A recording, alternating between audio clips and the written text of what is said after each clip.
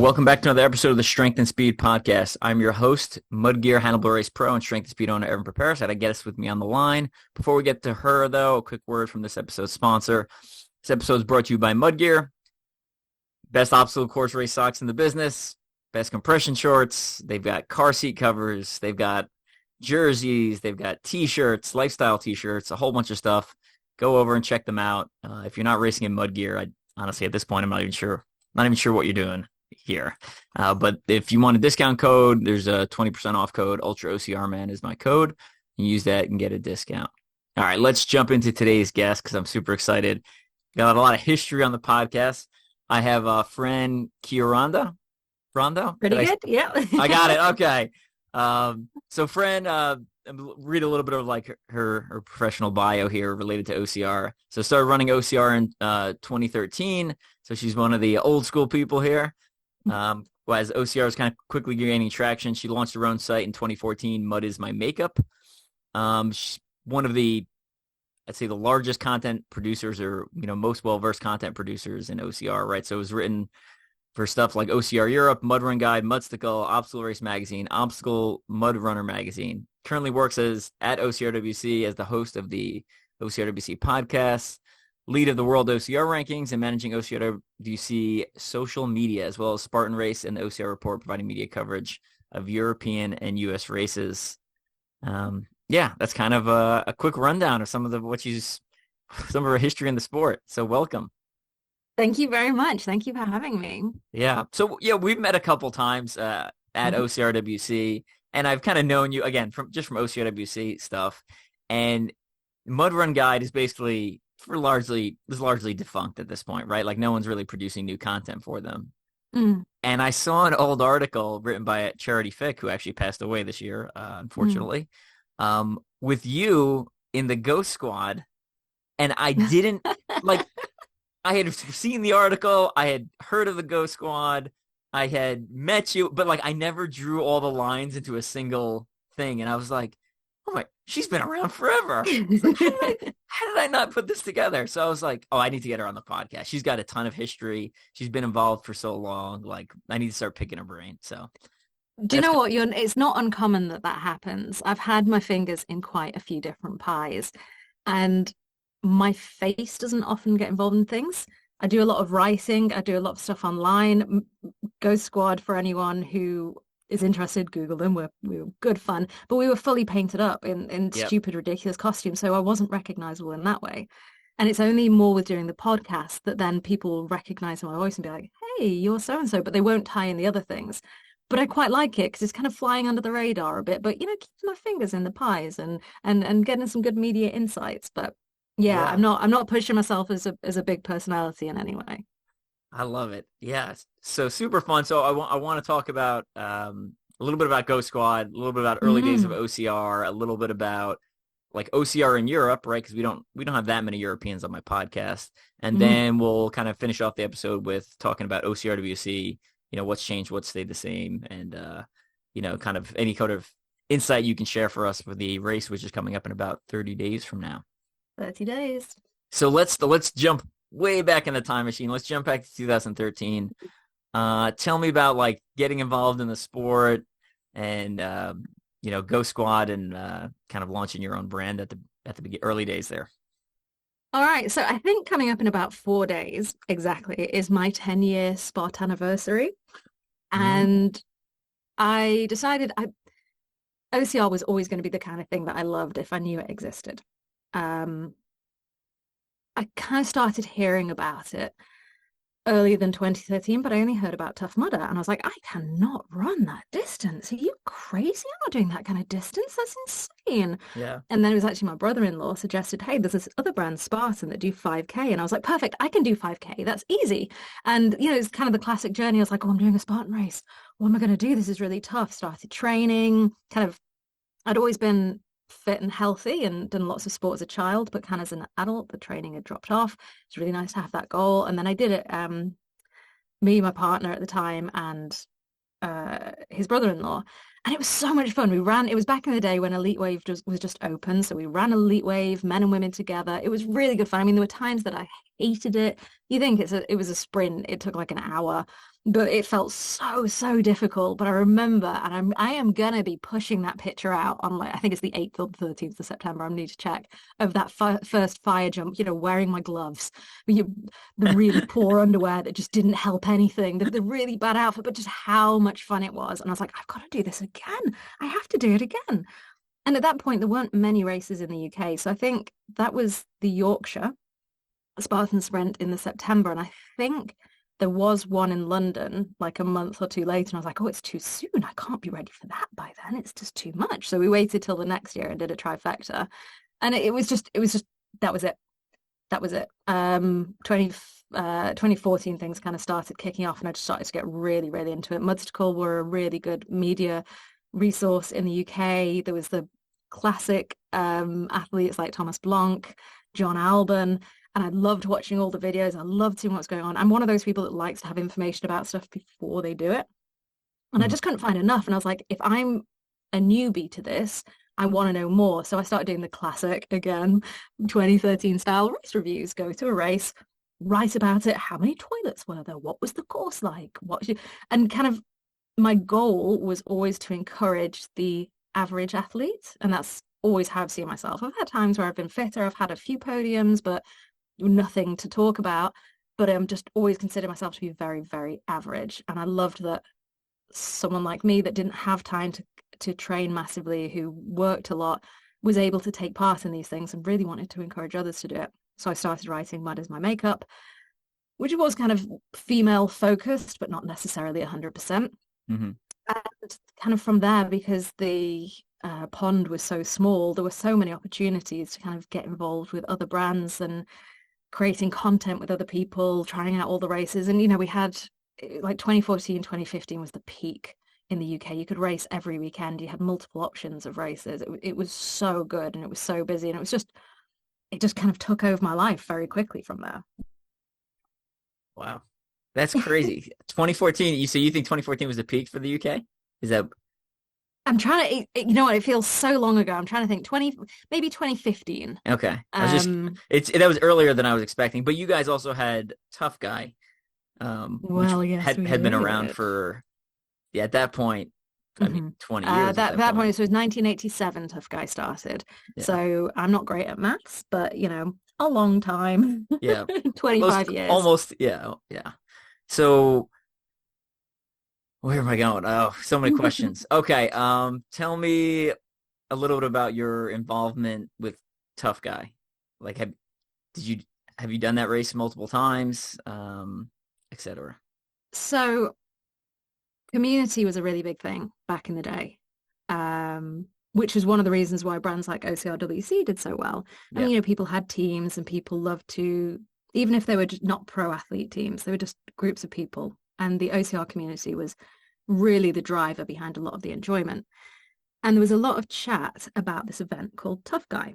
And a team that I joined, which was called Raw, would go to Tough Guy every year as a big group. They were from the South Coast. I'm kind of the northwest of the UK. I mean, we're probably smaller than the smallest states in the States, so it doesn't really mean anything. But in the UK, it's quite a distance. And Tough Guy is kind of in the Midlands, so a couple of hours from me. So it's quite a big journey for people on the South Coast, but they'd all go and take on this event. I remember writing an article about it and like the feelings that I had on the day, because there was somebody there. I think I said Kim had a score to settle. I think maybe she'd lost consciousness the year before. You know, there was lots of people had lots of stories. And the talk about this event was, it's not an OCR, you know, it's not a Spartan race. It's not a Tough Mudder. It is a beast unto itself. And it's the original race. I highly recommend anyone who's never heard of Tough Guy, wants to know more about it, go onto YouTube and there's a video, I want to say it's called The Legacy of Mr. Mouse or The Legend of Mr. Mouse. And it's just like 3 minutes that gives you an incredible feel of what it's like. So I heard about this event and I obviously have, you know, a bit of an ego in terms of like, I want to take stuff on, like a lot of people who do this sport. And I wanted to most try of the sport. Describe most of the sport. Yeah. Yeah. I really wanted to try it. And so we kind of all set out, you know, we stayed in a hotel together with this whole big community thing, the kit, we were testing kit for weeks. The event historically happened on the last weekend of January, which is cold in the UK. Last winter we got down to -10 degrees centigrade with lots of Oof. snow and ice. So like it can be very, very cold.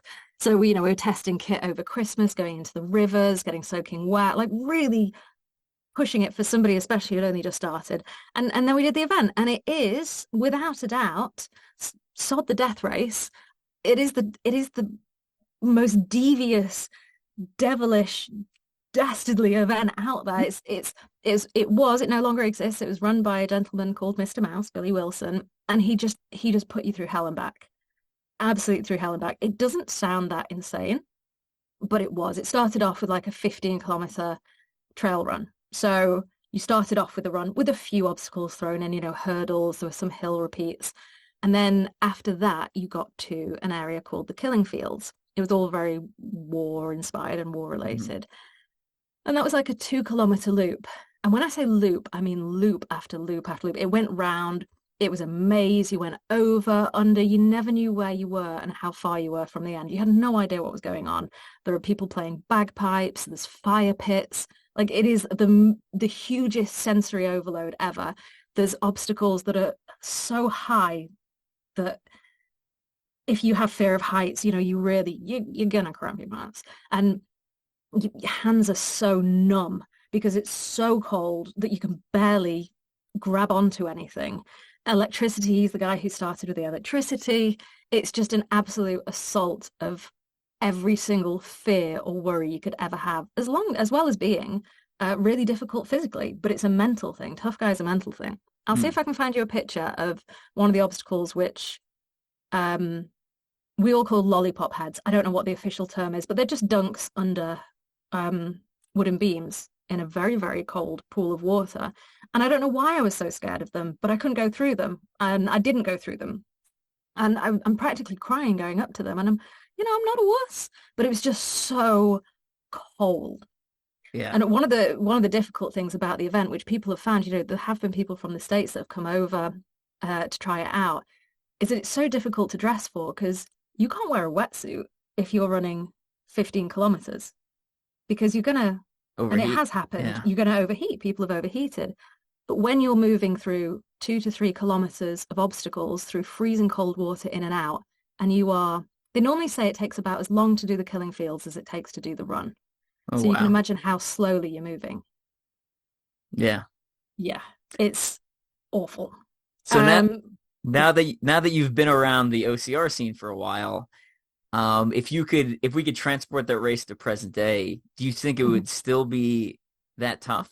Like now that you've gotten more experience, or is it you really?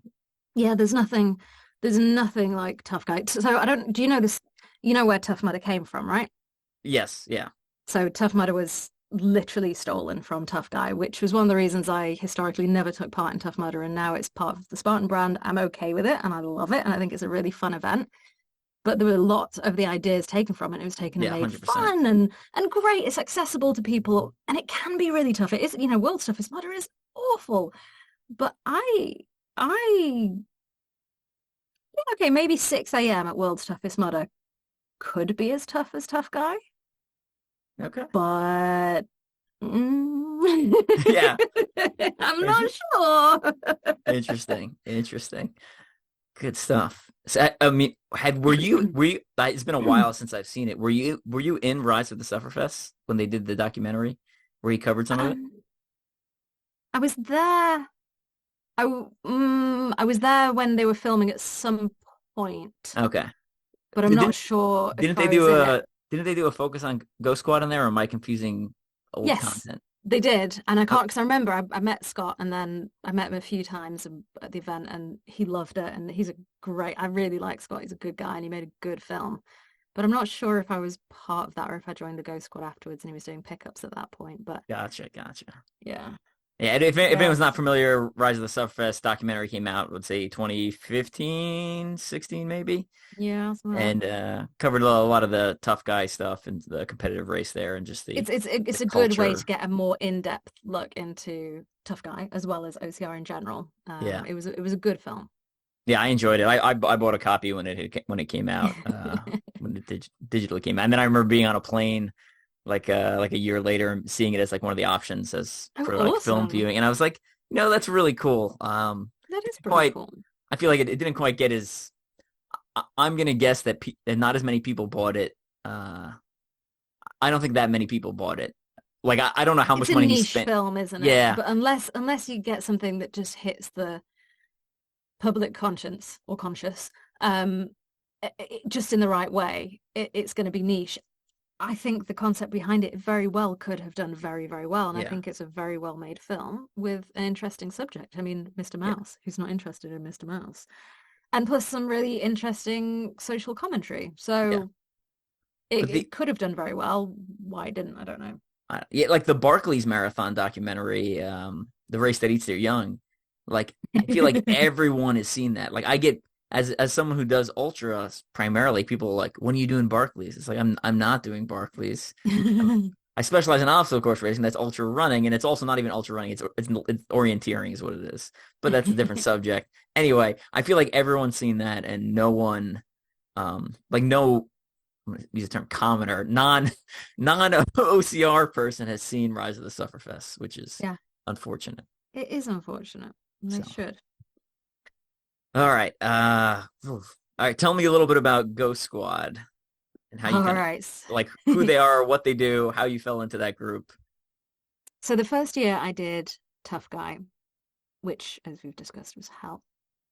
There was a point where I was stuck in mud, probably up to my thighs. We were only maybe half an hour in at that point, and I was really fed up. And I just kind of sat down in the mud and I was like, I can't do this. I can't get through. I'm cold. My kit was terrible. I'd made some few mistakes on my kit. And As suddenly this everyone guy does. just, as everyone does, yeah. And suddenly this guy appeared over me with a naked chest, quads like Hercules, and a face painted in black and red splatters, hair down to his chest. And he just kind of loomed over me and reached a hand down, pulled me out, and then galloped away, not even wearing innovates or anything. He was wearing combat boots that were half undone. And I was like, who the heck is this fellow? And that was it. That's all I saw of him. And then when I was writing up my course review, which then went into one of the magazines in the UK, and he read it and he was like, yo, that was me. And his name was Ed, a guy called Ed Gamester, and he was the guy who headed up the Ghost Squad. So the idea of the Ghost Squad was it was kind of like a band of misfits and weirdos who would run around Tough Guy helping anyone who needed it. The whole idea of Tough Guy is not a race that is to be done alone. And even if you win, you could have help. In fact, Mr. Mouse says nobody that's won has ever completed the course properly. So, it's not that strict on rules. Just try not to die, basically. Hmm. So helping people is very much encouraged and very much okay and necessary at times. And he asked me if I wanted to join them. They didn't have any women on them. It was just a group of men. And I was like, heck yes, it sounds awesome. So I started running with them, and it was kind of scary because the freezing cold, and I mean, I'm not going to be getting naked. Like, I'm not the kind of person who wears crop tops and shorts or anything like that. So I found my own stupid costumes, normally like a skeleton suit or something.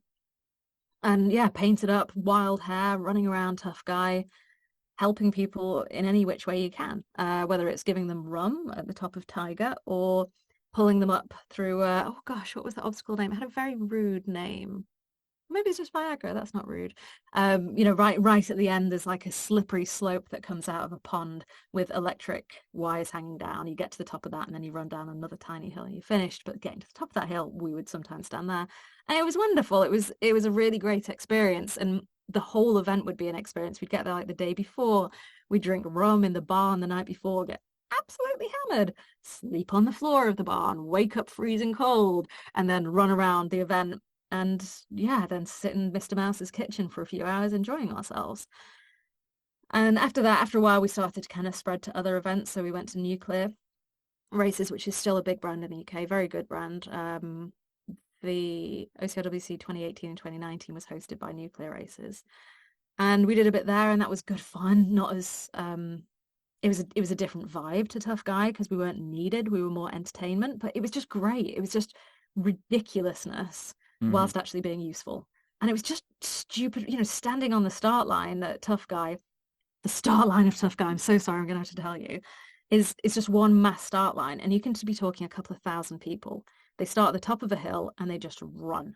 Everyone together all at once. There's no No waves, there's waves. one wave. 11 a.m., best start time ever, and you just set off and everyone runs. And, we'd sometimes stand at the start line banging drums, setting off smoke grenades, and then just be overwhelmed by a group of people. And as they would run, we would run. And if we wanted to run together, we would, or we'd go off and run our own race and help people. And yeah, it was fantastic. Amazing. And if anyone, we'll include one of the pictures of the podcast post with um, some of the Ghost Squad images. But if you don't know what they look like, I'd say Google them. It's pretty interesting attire, and fairly. Some of them look like it's fairly in depth. It's quite a long. Look like it would take you a couple minutes to get ready there.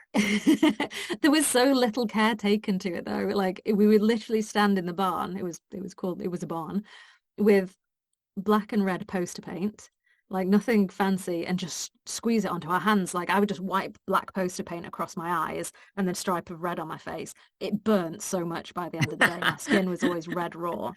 But like if you made it too perfect, it would almost ruin it. Mm-hmm. Like you want to just be a messy mess and never know what you're going to look like. Yeah, that's cool. All right. I love it. Loving it. And then Tough Guy finished, when was the last year? What was it? Late 17-ish, something like that. Do you remember the last year off the top of your head? I remember that the last one I took part in, my daughter was 6 months old, so that would have been 2018. Okay. Yeah. Because I was still feeding her, and then I had to take a break and go inside to the farmhouse and feed her, and my partner took a picture, just like a ghost covered in paint and mud feeding this tiny baby. That's amazing. And so I remember them announcing the last one, and then I could have sworn at some point they brought it back for a year. Or is yeah. So I don't know I can't remember off the top of my head when the last one was, but I mean, maybe it was 2019 that the final one was. But yeah, they received a bit of stick for that, rightly so, because they did announce it would be the last ever Tough Guy, which was an event that was going since the 80s. But Mr. Mouse is a law unto himself, and he decided he wanted to do it again, so he's going to do it again. And you know what? Everyone got annoyed because I only signed up because it was the last one. It's like, well, what does that say about human nature? If you wanted to do it, you should have just done it. Yeah. And actually, the one that was supposed to be the last one was a bit too full. With everyone running at the same time, which is part of the hell of it. There were a few too many people. So yeah, they got a bit of stick, and then they did finish for good, which is a shame. And I wish they'd come back, but it was a permanent course built out of wood, and I can guarantee you it would probably kill a lot of people now. Yeah, they do require some upkeep, and yes, so, they do. Yeah.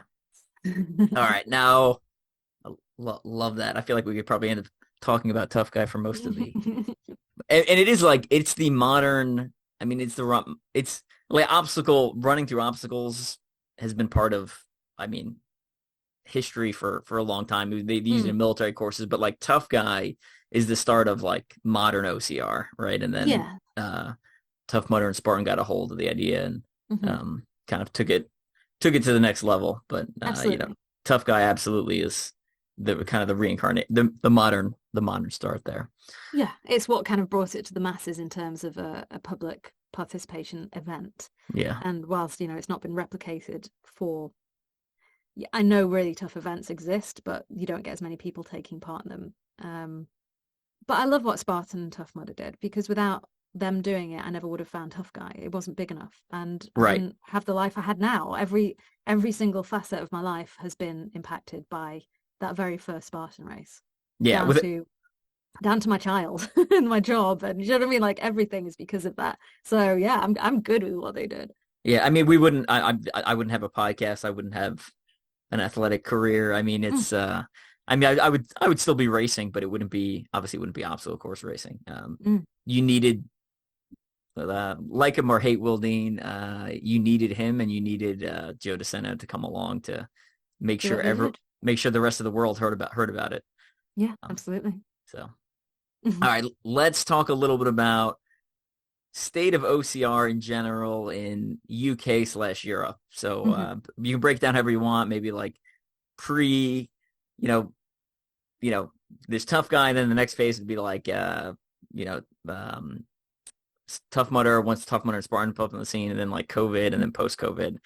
Just kind of take us through some of the ups and downs, and kind of, I know we talked about at the beginning, like when you thought like the high point was, and I'll jump in asking questions about podiums and payouts, and well, just because in the US, I feel like we've seen waves, right? Where like for a couple years Mhm. it was like we're all over TV, we're on ESPN, we're on CBS, we're on this one, and then it was like we're on NBC Sports, and then it was like now we're on nothing. But we don't Mhm. worry, we still have prize money, and then it's like, oh no, now we don't have prize money. It's only in like Mhm. 6 races across the US, Yeah, and I then mean, like so yeah, give us a little history of European OCR and some of the brands, etc. And like I said, I'll jump in. let's see how well I do. So like I say, I've never been an elite competitive athlete. I attempted it at one point, but I just wasn't good enough. So in terms of prize money, I'm not gonna really have the numbers in my head, but let's go. So yeah, so 2014, 2015, things really started to kick off. The UK has always been a fantastic country for obstacle course racing and enthusiastic obstacle course racing. It really, really helped that OCRWC started to exist. That was 2014, the first event. And I remember the buzz. I absolutely remember the buzz that year of watching it. I think it was live tracking. Um, and not many athletes went out because it was, a really elite event. But we were all watching it at home as much as we could and talking about it on social and being really excited. And that really helped to spur on the competitive side of OCR because people then wanted to qualify for 2015, and it was huge. I mean, I don't know what it was like in the US, but here it was the prestige over qualifying for it was incredible. You would get your t-shirt, you would get your email, people would go to events specifically to do it. And I think that really helped push it on. British people love to travel anyway, and they love to take part in things. So we don't need much of an excuse for OCR tourism. And if there is an opportunity to do it, we are absolutely going to do it, and we're going to make the biggest deal out of it we possibly can.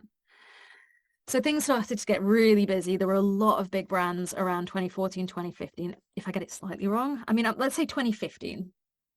2014, I only really knew about Spartan. Then 2015, Spartan, obviously, Tough Mudder, Nuclear, big player, Dirty Dozen, which was a really good brand, Hmm. Monster Race, Nuts Challenge, which is still going. Um, oh God, and so many other brands that I just can't remember. And like I say, I was taking part in events most weekends. I'd say 3 weekends out of every month that I was racing. All in the It was UK. all in the UK, That's up and down the wild. country, all in That's the UK. There wild. was so much going on. And and it was good. There was good competition. The athletes were good. I'd say that was our um, peak competition as well. Some of the athletes we had back then, John Alban, Connor Hancock, James Appleton, Lucy Mm. Martlew, Katie Keeble, Claire Miller. Oh, Rat Race, that was another one. Like there was really, really good athletes, which I think if you took, like the whole Balboa film, if you took him in his prime and took these guys in their prime and put them together, what would happen? Yeah, Hmm. I think it'd be, I mean, John is still in his prime, isn't he? I So mean, that I, year I was, think he's still crushing. I don't follow him that closely anymore, I but I think he know. just won the CCC, so Yeah, um not surprised. yeah. Um so yeah, it was big in terms of what was on offer, and it was big in terms of uptake, community, and excitement. Now, obviously, a core community isn't going to keep sports going, but there were a lot of people, that they were well sold and they were busy. 2016, I was actually traveling and working a lot. I was out of the country most of the year, so there wasn't much racing going on for me. I did a lot of ghost squadding, and I did a few events, but on the whole, I wasn't running much. And then things kind of started to slow down a bit. I had a baby in 2017.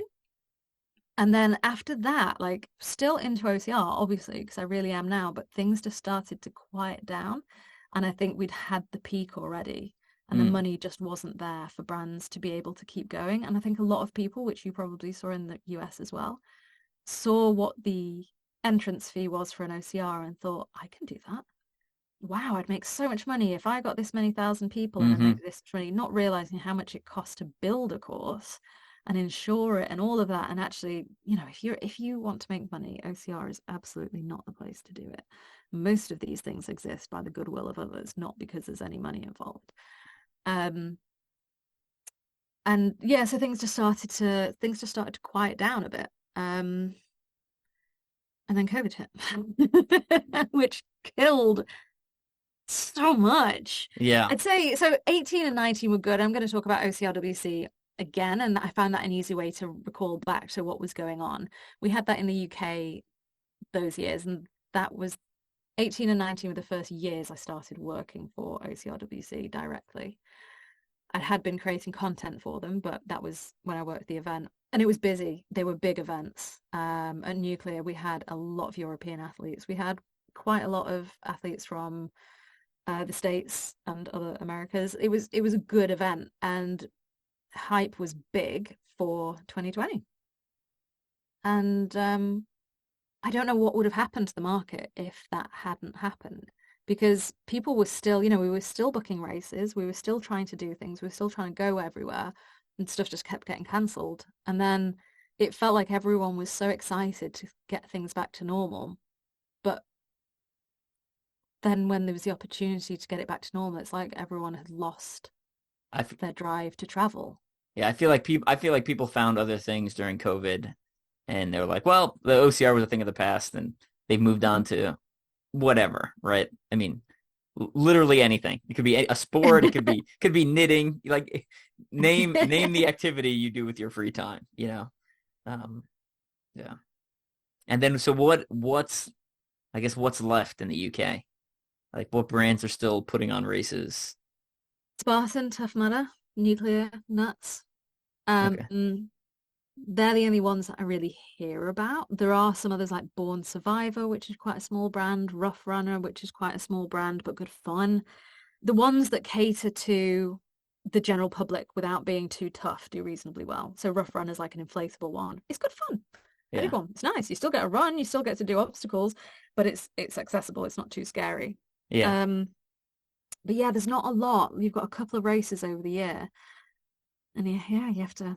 But people want to do them. I mean, I went out for dinner with a friend on Saturday night. She was supposed to be doing Tough Mudder in the Northwest, which is where we are next weekend. And I was like, "Oh, are you doing it?" She's like, "No, the charity I was doing it for couldn't get tickets." I was like, "Well, that's not true, is it?" I was like, "Why didn't you No, tell me? I would have helped you. I could have done. We need to do this." And then the other girl was like, "Yeah, that's fun. We should do it." And I was like, "Yes, we should all do it together." It's like people still want to, but there are barriers in the way that stop them committing. I don't know whether they think it's too difficult, they think it's too scary. It is quite expensive, I'm not gonna lie. yeah, that is yes, Like that's true. I still want to do events and I look at them, I'm like, I can't afford 120 quid on an event.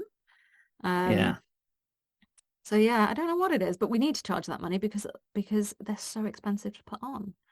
right. And I know like so I've been on the backside of the industry as far as like I've seen what the way Conquer the Gauntlet puts on races and some other smaller brands, Mythic Race, and then also seen what the staff Tough Mudder employs because Oh, I ran their Infinite Hero so Honor much. Challenge, and it is like exponentially more people. I mean, we were like Friday before at Tough Mudder before Saturday's event, and there was like 50 people at the pre-race meeting, Yeah. and I was like, oh my goodness, It is and a lot of people. and you I've not quite wrapped my head around why yet. I think they're a little too robust. It's Yeah. just my personal opinion. And on the flip side, you have Conquer the Gauntlet, which it's basically the opposite end of the spectrum. It's like the owners are out there building, and they Mm. have a couple of like friends who are volunteering, I and mean, like I want to say though, with OCRWC in the past, it will be different this year because we'll have Spartan on board. right, Adrian himself is out on the course till it's gone dark.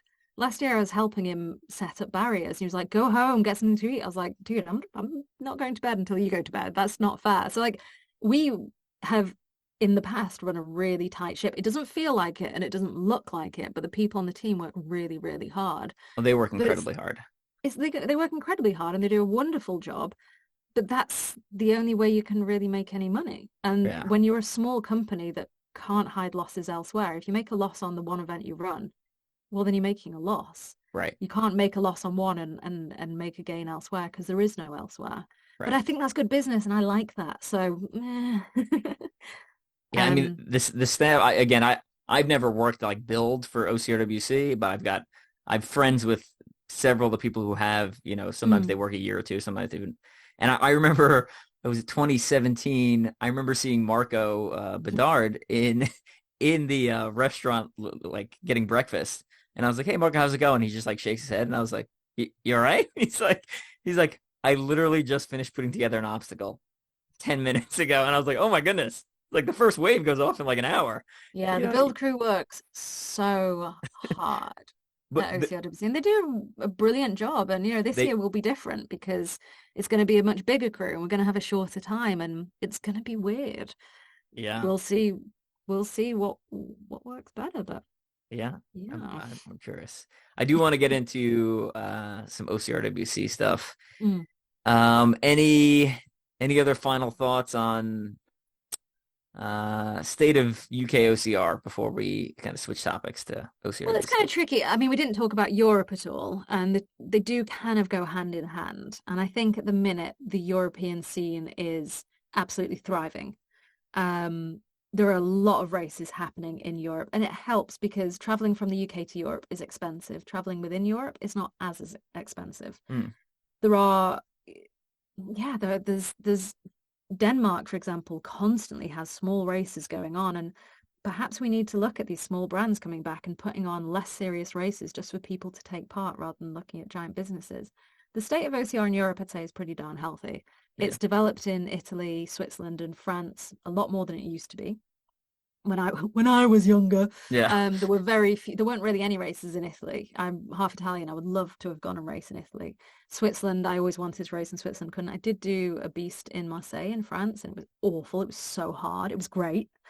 But now there's just a lot more. There's the Italian series, this French series, and you know what?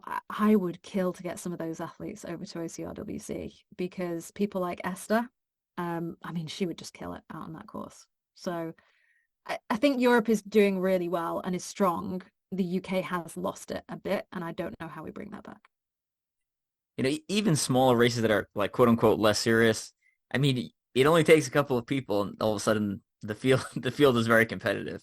Like I've done Well, a some race like is a race is a race, isn't you're it? right. It doesn't really matter what's there. People are competing against each other. I've done some little like podunk races here in the middle of the United States, and like sometimes my teammates who are all fast, most of them are faster than me at short course. They'll be like, "Oh, cool, yeah, we're coming too," and I'd be like, "Son of a!" And all of a sudden, I was like, "Oh, I'm You going for a took my nice easy podium away. win," and now it's like it's an all out. I mean, it was brutal. Like, I mean, we're running each other into the ground because it just takes three people, and then you've got to four with four Fine. people, you're struggling to get on the podium, right? So, Absolutely. all right, so let's switch over to OCRWC talk. So All right. for some of our people that may not be tracking, kind of what's changed in OCRWC as far as like backside ownership type stuff in the last year? Just kind of give us a quick update, and then we'll talk about the upcoming event. So currently, ownership-wise, nothing has changed.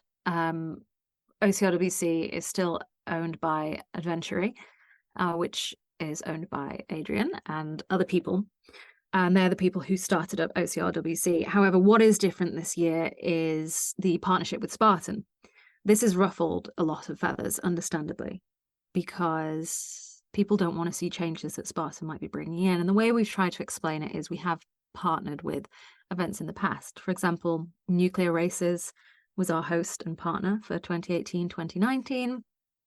And there have been other events. We've done other events around the world where we've partnered with races. I don't know what the future plans are with Spartan, whether this will be a multi-year thing or whether it's just a one-off partnership. I can't comment on that. But currently, nothing has changed in the ownership. Gotcha. However, the race is kind of being heavily, I don't want to say it's hosted by Spartan because it's not being hosted by Spartan. It's not the same thing as Nuclear. But we are working very, very closely with Spartan and taking on a lot of their processes, still keeping a lot of hours to keep the race and the event what it is. We're quite certain on the racer experience. Our hashtag has always been athletes first, and there are some things that we are just not going to change. We are not going to change the mandatory completion and the one band system, which I and many other people will agree is the best system. Agree. 100% agree. Yeah. Rachel Ann, who is a huge part of the race experience, she's still there. She's still the one answering your email. She'll still be there on event weekend doing everything. There are going to be some changes in terms of some staffing, But those kind of things do change year to year anyway. Yeah. Hopefully, aside from perhaps some Spartan branding, we might get some Spartan obstacles in. We're trying to get different race brand obstacles in, like we did back in the day. Mm-hmm. Hopefully, apart from that, nobody would really know that it's going to be a partnership with Spartan. There shouldn't be any huge changes within the brand. The race director is Garfield Griffith. He has been an OCRWC race director in the past, so he worked with us before he was with Spartan, so he knows the brand very well. So I can see it's kind of scary, and it certainly has changed the way we work behind the scenes. We've gone from a very small team to a very big team and learning Spartan's processes here. But in terms of the event that's going to be delivered, I would hope you shouldn't really tell. Everything should run the same, registration process, the way the events are, the auxiliary events we put on over the weekend should all be pretty much the same. Yeah. Okay. Yeah. Great to hear. There was a saying we've for those who are like still concerned, I will say we as an OCR, and we've been through this before, right? The Spartan bought Tough Mudder, and when Tough Mudder relaunched, people were like, "No, there's gonna be like burpees and it was exactly the same, right? Like Joe DeSena, fairly intelligent businessman, right? I mean, he's basically the last major brand standing at this point. I think he knows when he's got a valuable product and he's not going to modify it, right? Or we're talking brands within a brand. Yeah. The brands are worth something because of what they were. There would be no point from a business point of view to take 3 successful brands and turn them into one. Aside from anything else, you lose over 50% of your client base if you do that. And then there's no competition. And you might say, well, Spartan and Tough Mud are the same company, so where's the competition? People don't know that there still is competition. It's not just one brand. Yeah. And they fulfill different needs for people. They Agreed. really do. One doesn't rip off the other. Joe did a really great thing when he developed Spartan to create something completely different from Tough Mudder. Now, I have some pretty strong feelings about other brands in the world that run championships.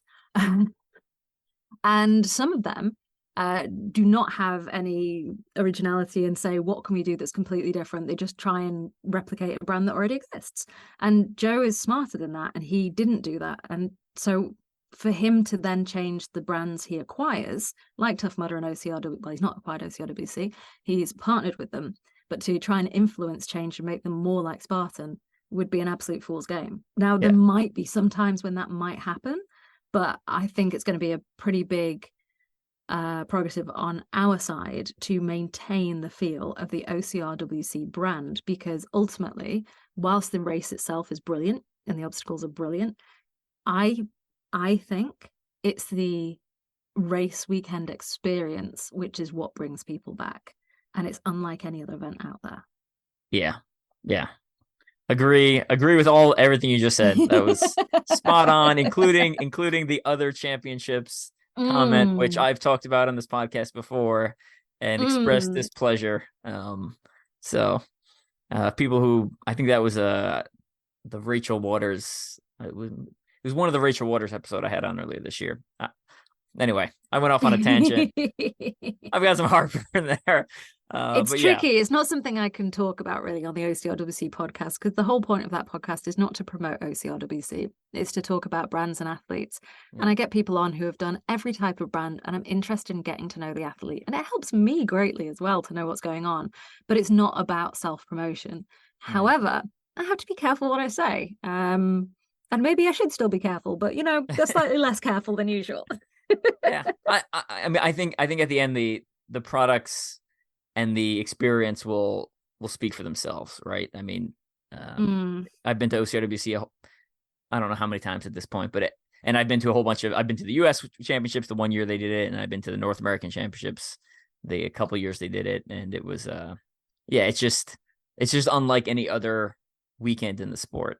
I mean, there's been brands that have tried to replicate with like multiple events in the weekend, but the feeling and the passion you get of like that many people who are interested and willing to travel great distances to come compete, it's unlike anything else in the world. And then the obstacles are just phenomenal, right? They are, and it's a fantastic course. And You know, the marshals are all brilliant. The volunteers are all brilliant. It's a fantastic weekend of just absolute joy. And I sound so over the top when I talk about it, but I I sometimes get in trouble because I don't really hide my feelings. But if I say something positive, I mean it. And I can go really, really heavy on how good I feel about something. In the same way that if I feel negative about something, if I'm allowed to, I'll say it. And sometimes I think I probably sound like I'm putting it on or it's, marketing spiel. It's not. There's a reason why I wanted to work with that brand. I wouldn't work with a brand that I didn't love. I just couldn't do it. I couldn't have the passion and love for it if I didn't. And there's something Adrian and, his team around him have created something incredible. And that comes down to the people who have made it. And they are great people. And they built that way before I came along. So when I say that, I'm not talking about myself. And honestly, I feel so lucky to be part of it. It's just so much fun.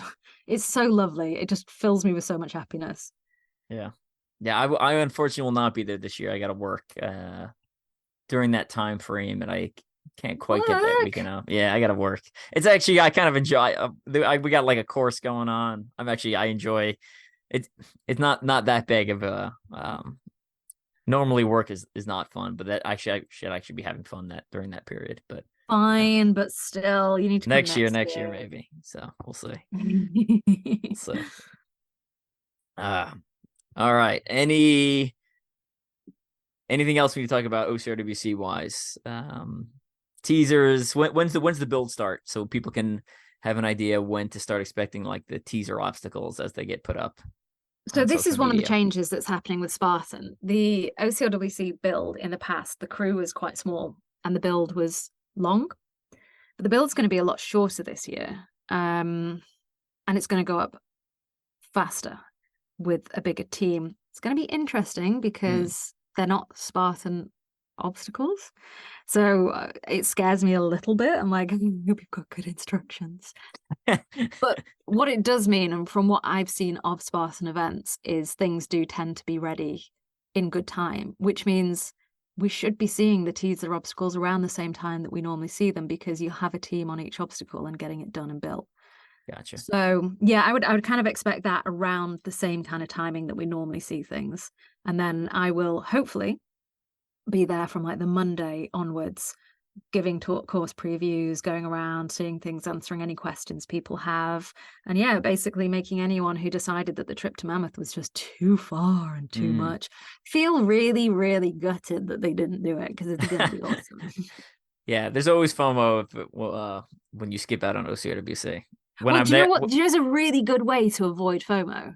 you show up. You Yeah, just show up and yeah. then you don't have to go, ah, dang it. I mean, I know like a lot of people have had concerns about the elevation and the distance, but I'll tell you, I was looking at flights. I've not actually got my flights booked yet. I was looking at flights this afternoon. I can fly from Manchester, which is where I live, to LAX via Heathrow. It takes 14 hours and it costs £500. Hmm. That's cheaper than most interstate flights. And that is it's no more than it was, it's the flight is a few hours longer than it was to Stratton and the drive is almost the same. Yeah, yeah. And it's gonna be brilliant. Yeah, there's elevation. Okay, I'm gonna have loads of nosebleeds. I'll probably faint. But you know what? That's what we do, That is exactly what we do. too easy. So yeah, I don't know. I feel like there's been, I don't know whether it's the Spartan thing, but I feel like there are a few people I just want to shake and be like, no, it's still good fun. Take part in it. I know it's in a different place, but that's It wonderful. Look what you get to explore. it's the same anytime you change anything, you have a very loud minority who will complain. Be like, Mm. what? Why do we change it? And it's like, well, because it's not no longer convenient for you. It's now convenient for someone else. Like anytime you change locations, you've now taken away driving options from a whole bunch of people, but you've Mm. given driving options to a whole bunch of new people, Uh-huh. right? When And you we've move it never been across, that far west. yeah, Like when we've you we've never done it, and now correct. there's a whole market, including Asia and including a lot of South America. Like we've always had a good South American contingent, but this year it's really good. Plus West Coast, we've not, West Coast, right? they're getting a really good chance to come, and it's tricky, isn't it? Ideally, we would have events all around the world all year long, but we'd Yeah, probably never sleep if that happens. yeah. never sleep. Most of the staff runs. This is not their full-time job. Mm-mm. It's second or third jobs for some people.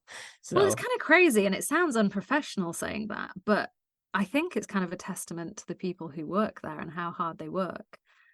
You know, if you send a message on social, you're getting a response within 10 minutes. And that's just because there's a couple of us who are checking it constantly. Rachel Ann does work for us full time. It is her job, and her job is specifically to answer people.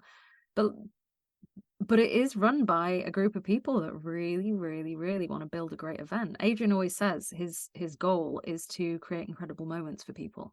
Like that is literally it.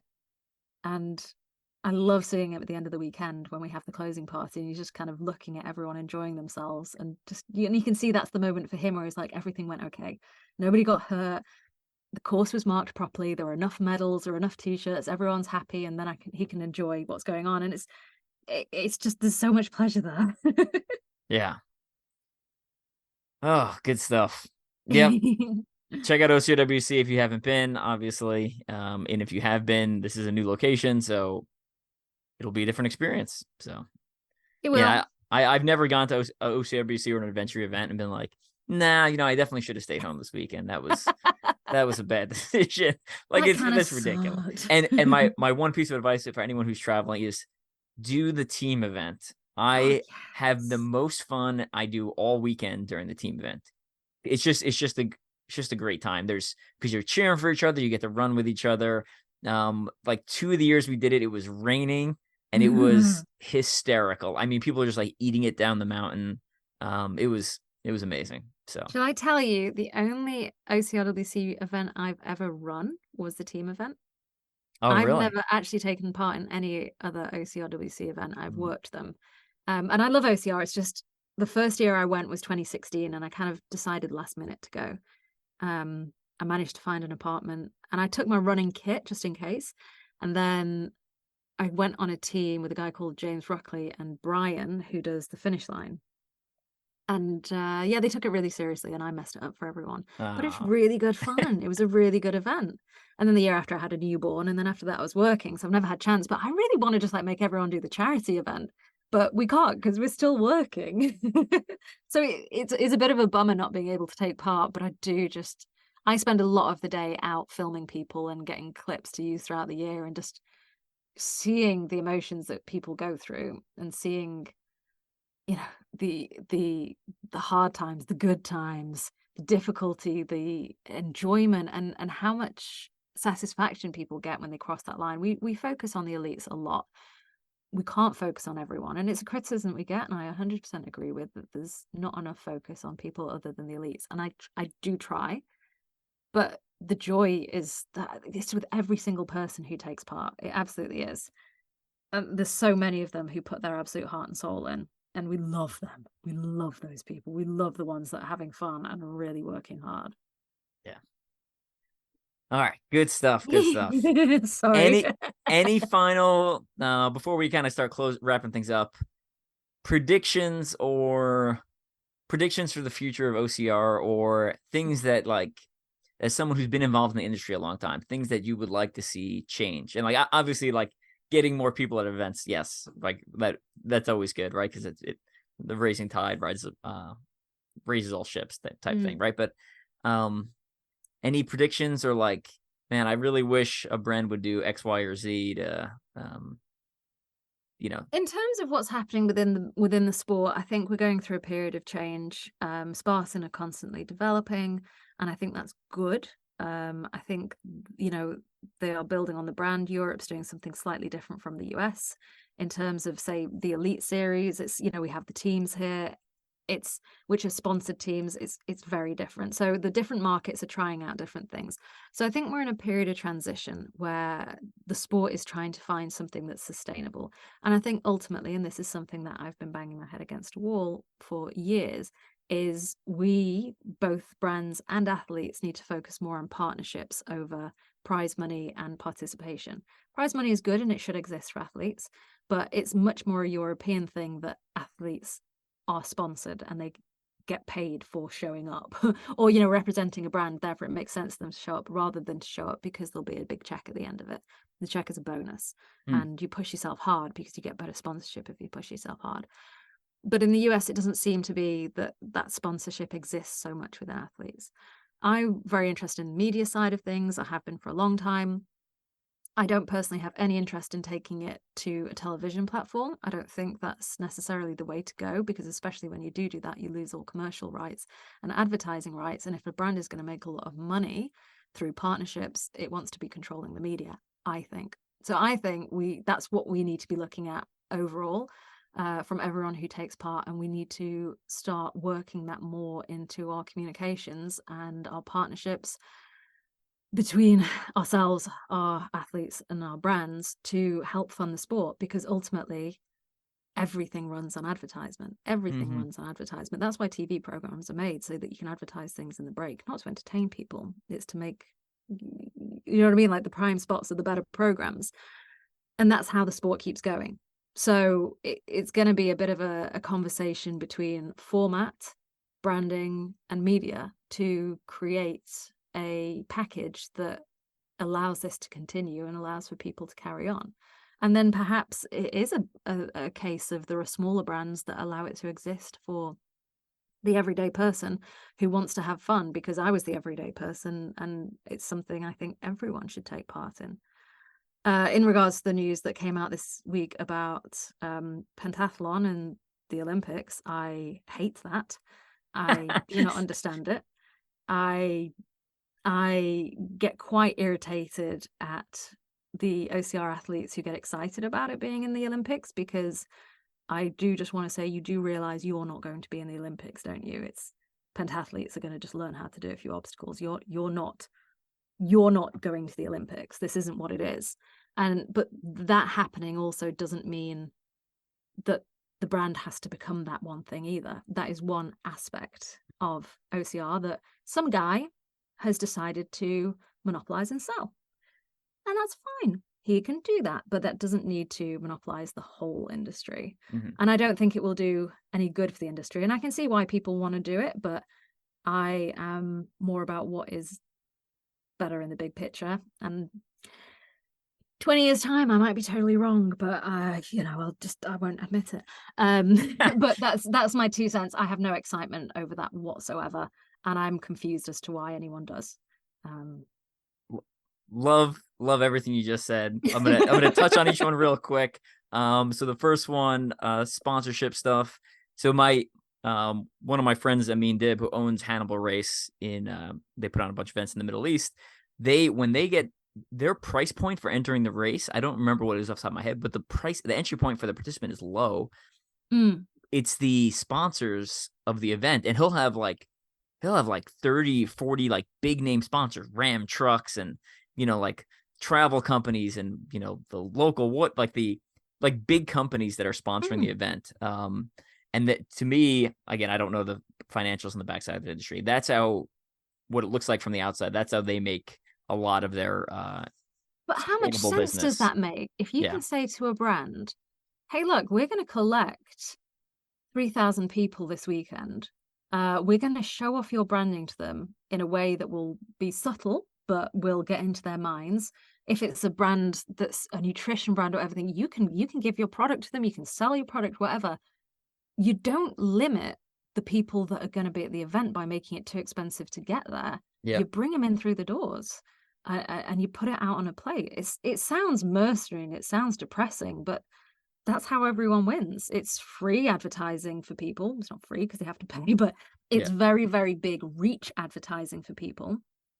A brand gets to exist and people get to do it. So so that makes good sense to me. And he's well connected in the Middle East, even in on the TV. He's a TV personality. I think I know him as well. Yeah, I know the guy. Yeah, he's nice. I like him. I was touring him and Badri, one of the other race owners, around OCRWC last year. Yes, I met with them and we had a drink. Yeah, they're nice guys. I really liked them. Great. And then as an athlete, I don't win the biggest prize monies. My biggest prize money win was $1,000. I win a couple $100 here and there though. Nice. But the most benefit I've gotten out of OCR is as an athlete is through sponsorships. Uh-huh. That includes, I've received a lot more money from sponsorships, and I've received a lot more money, a lot more product and stuff that I would normally pay for that essentially is as good as money to me because I don't get taxed on some of the product stuff. Right. So I get that's how, as an athlete, I've maintained a sustainable presence in the sport. And then on top Uh-huh. of that, obviously producing content and stuff like that. Yeah. Speaking of producing content, and since we're talking about sponsorship, my newest book is coming out in the next couple of months called The Sponsored Athlete. I cover a lot of the techniques I use to, get product and make money or reduce costs in the sport. And I've done it without having millions of social media followers. Like, I don't have the biggest social media following. So it is possible. And if not to make money, just to reduce costs so you can do what you love for a little bit longer. Yeah. Go for it. I'm just saying, yes, I agree with Okay. you. Two, TV, your comment on TV, also agree with that. Name another endurance sport that's on TV. Like, the only one that actually has a good following is Tour de France, which is like an anomaly. It's just so bizarre that is gets so much coverage. But like all the other endurance sports, like, no one cares. And because it's hard to film, it's hard to cover. It's not super interesting to watch. I would say OCR is already on TV in sustainable format. It's called Ninja Warrior. That's Yes. my opinion. Agree. Right? Just because with Ninja Warrior, we've just reduced the running to essentially 10 feet, which is the length between obstacles. So that's the sustainable TV format. They've tried a whole bunch of different TV shows, $1 Million Mile, Broken Skull Ranch, Brett had the OCR Warrior YouTube show for a while, right? Like, we've tried it a couple different times. Toughest Mudder, Spartan Race. I just don't think it's good. The thing is, people watch things for two reasons. When it comes to sport, it's either because they do the sport and they love it.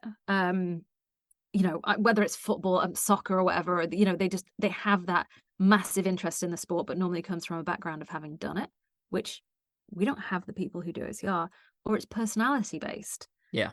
And we don't have that either. Like, we do need to work on that. Like, we do need some more personalities. I'm not saying the people in OCR aren't nice or wonderful. I really like the athletes a lot, but there's a big difference between being a good athlete, a good person, intelligent, kind, clever, and being TV fodder. And I agree. Yeah. I'm not gonna lie, you don't want to be TV fodder. That's not a compliment. That just means you create great entertainment, but entertainment also isn't a compliment. So when I say we don't have the personalities, I'm not saying OCR is full of wet fish. I'm saying it's not that. It doesn't have that type of people in it, which is one of the things that makes it nice. I agree. So it's difficult. If you want to see, if you watch UFC, a lot of those are personalities, right? And they're not necessarily good people, but they do bring in numbers, right? So, exactly. Yeah. Or you have to be someone really special like Roger Federer, who everyone just adores. But like he's an out and out gentleman who just is a wonderful person and plays tennis beautifully. But yeah, it's difficult. It's a very, very difficult thing to achieve, to do that and be good, as in a good human. And I don't want to see any of our athletes do that, to be honest. Yeah. And then last one, the Olympics comment. Also agree with that. I think modern pentathlon is struggling. Like, who do you know that does pentathlon? I don't know. I've never met a person in my 40 years. Is the only person that I know. Okay. And she was an OCR athlete. And I do wonder if she's come out of retirement with some kind of deal with World Obstacle, because she suddenly kind of appeared back on the scene. And when I looked at her profile, I was like, pentathlon. I mean, it sounds like a brilliant sport. I'm anti-animal cruelty. So the horse riding, was a bit sucky, but in general, it sounded like a really fun sport. But now it's running and shooting, and swimming. Yeah, I think they're dying, and they're trying to figure out what they're trying to grasp onto something, and then you have someone who's trying to sneak in OCR under another name. And again, I've argued the point that I think OCR is technically already in the Olympics. If we want to get really technical about it, it's called steeplechase, just because the obstacles are hurdles and they're not very exciting. There's a water pit in there. But you're right. I would argue OCR is already in the Olympics, called steeplechase. And then, to me, if you really wanted to do OCR in the Olympics, you basically just put obstacles on the side of the track, right? So Oh just like yeah, for steeplechase, my mind, an obstacle course that's an Olympic event is a track event correct. and it's a military track event basically. If you think bottom field from the Marines, if you know what that is or if you don't, whereas and you make that into a race, and it doesn't even have to be running, but it doesn't have to be ninja either.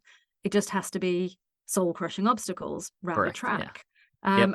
And you can standardize that if you want to. You can Yeah, I think find you ways to have to standardize that. compare times and Well, qualify and yes, stuff. Yeah. but but it's not. I don't think what's being done is being done intelligently or creatively or with the greatest scope of what could happen. And the problem is, if you screw something up publicly, you don't get many more chances. Hmm. Well, let's And there's a see. lot of so again, I train in some combat sports, and some of the push for the Olympics and some of the ones that have gone to the Olympics, sometimes it ruins the sport because Yeah, everyone hard pivots to focus on the Olympics, and it yeah. takes away from this thing that made the sport great. So like judo judo and taekwondo are like 100. Everyone focused on like an Olympic rule set because that's what it is. It lost a lot of its like practical. I mean, there's still parts of it practical, but it lost a lot of the like the Mm, purpose that it was originally created. With triathlon, they've seemed to do done okay with like you were talking about, like separating, here's sprint triathlon, here's Olympic triathlon distance. This is its mm, own thing. And then on the side, we have iron distance and half iron, which kind of attracts a slightly different crowd. So it mm. can be done. Um, But that's taken time, it does take and time. people don't want time. People want answers very quickly, and I mean, I know I sound annoyed about it. I am annoyed about it, but they kind of get annoyed that they're not getting more of what they want. I just don't know what it's going to do to the sport. All right, we're gonna start wrapping things up. Before I get going, I like to ask people, tell us something people would be surprised to know about you. So it could be the more random, the better. Um, Oh, some things people would be surprised to know about me. Um, okay.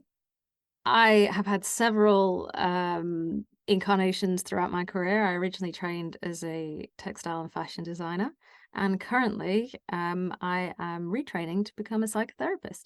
oh, interesting.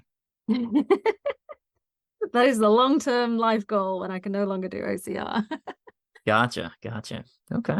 I had basically one job as at the end of high school where I was like I worked as a waiter at a catering hall for a couple months, and then I basically joined the army. So that's been Oh, my really? career. I wanted to join the military, my mum wouldn't let me.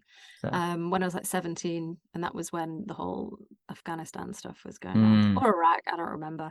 And then probably about 6 months ago, I was going to join the Army Reserves, as they're now called. And I was on the phone to Adrian as I was doing it, and he was like, "No, you are not allowed to do that." I was like, well, "Why?" He was like, "Evelyn." I've got a 6-year-old, and I was like, "Oh yeah, that." So I would have loved to do the military, and it's kind of one of my regrets that it didn't happen. But the people in charge said no. But that's pretty cool, and it explains why you're in OCR. yeah. Yeah. Well, I don't know if the UK military is like the American military right now, but our recruiting is like atrocious right now. So the bonuses are pretty substantial. Um, Really? Well, Not you to do like have try. the whole. I'm not trying to like persuade you to join the military. I'm just letting you know what the state of at least military U.S. military status is. I do find the difference between US military and I won't keep you long, but I find it interesting. US military and UK military are quite different because there are bonuses within the US military, like healthcare, but we Yeah. we all get that for free here anyway. Yeah.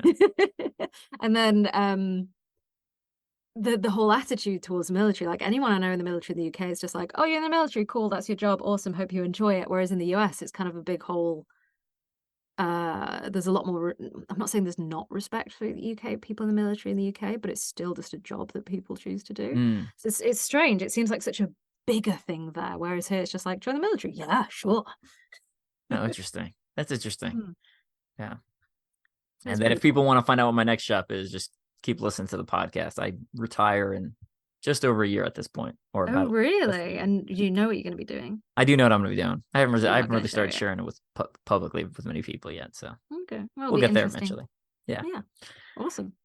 All right. Final shout out you want to give friends, family, sponsors, brands, major things we didn't cover already. Before I let you go. um, yeah, I just obviously OCRWC is the brand that I'm most aligned with in terms of OCR. I hope so many people are going to come and have fun. It's 30 days out currently. When this comes out, I'm not sure.